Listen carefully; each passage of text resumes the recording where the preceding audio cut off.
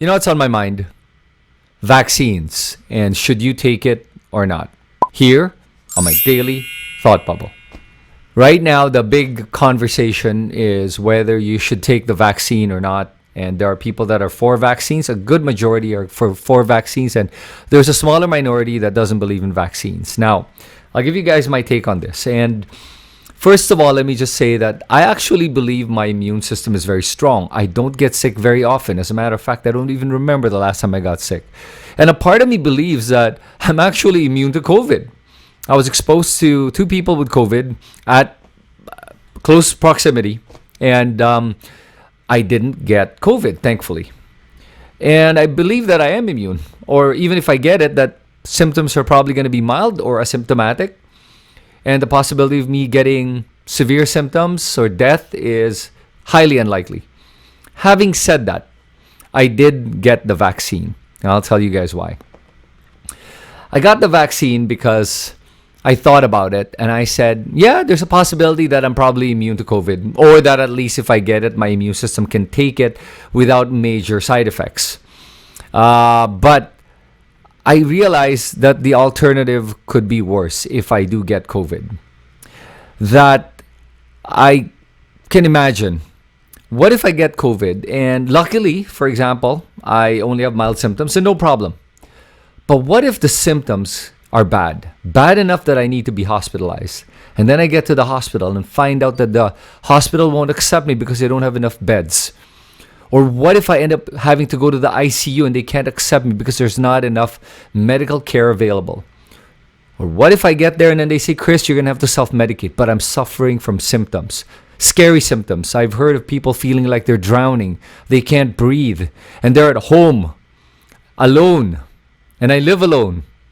And the idea of me being alone with COVID, isolated, trying to gasp for breath, for air, that's a scary feeling. I remember a friend of mine that got COVID. He told me he woke up in the middle of the night just to see if he was still alive. I don't want to have to wake up in the middle of the night wondering if tonight's the night I'm going to die. I don't like it. I looked at the statistics. Statistically, 2 out of every 10. Sorry, 2 out of every 100. Yeah, my mistake. 2 out of every 100 die of COVID. Now, yes, given that majority are senior citizens, so if we break it down, it's actually 0.7% of individuals under the age of 65 will die from COVID. That's a pretty high statistic. Still pretty high.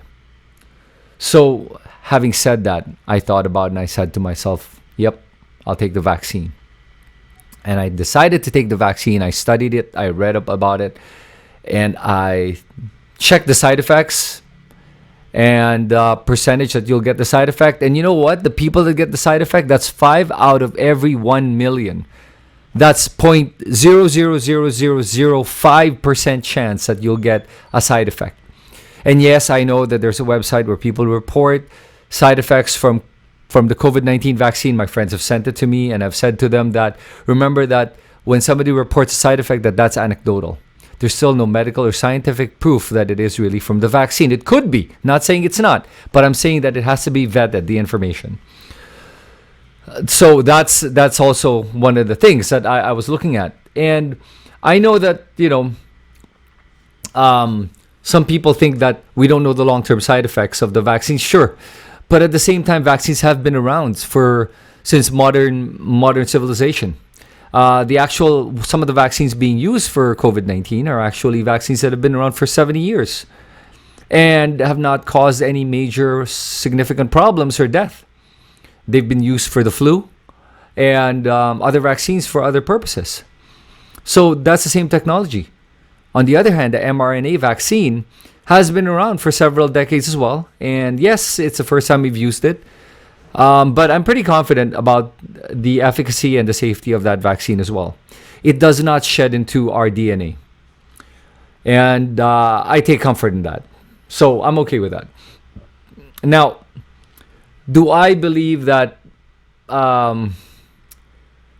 people, that there should be a mandatory vaccination? Well, first of all, I just want to say that I have friends that are anti-vaxxers.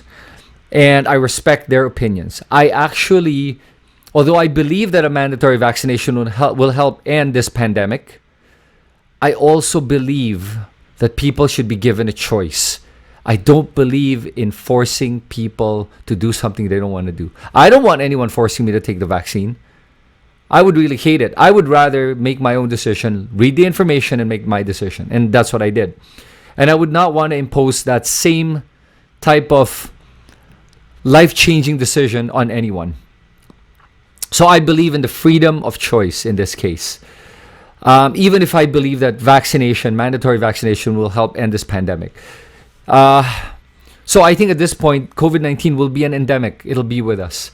I think that what will happen is that the death rate or the fatality rate will go lower and lower as the years go by, as we learn how to deal with it better. And we're learning how to deal with it. As a matter of fact, if you look at it, the death rate right now of COVID-19 has lowered significantly, especially among the vaccinated. Dramatically decreased. But with the unvaccinated, that number is fairly high. So that's one thing that I look forward to, is that definitely we will learn how to deal with it. And even with the rise of the death rate, with the unvaccinated, it's still much lower than how it started, because doctors are now getting a better idea of how to deal with it. And yes, there are other ways to deal with this pandemic and this virus. But honestly, for me, it's just more, I hope that people do the research, because the risks of any side effect or any problems with vaccines is so small. I want you to put this in perspective.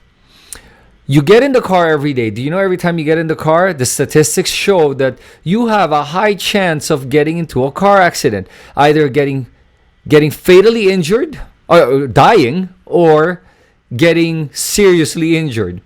If you do bungee jumping, or if you do cliff diving, or if you do anything dangerous, there's a high percentage you could actually get injured. Much higher than getting the vaccine. And yet you would do these activities. Getting in the car, getting on a plane, doing any activity that could cause harm. And yet you do these activities. But getting a vaccine with such a minute chance of getting any kind of side effect, you don't want to take that chance. That doesn't make sense. Logically, doesn't make sense. So, but then again, like I've said, I think that everyone should have that choice to make, and I respect people's choices. I will never make fun of someone or think they're stupid if they don't take the vaccine or if they don't believe in it.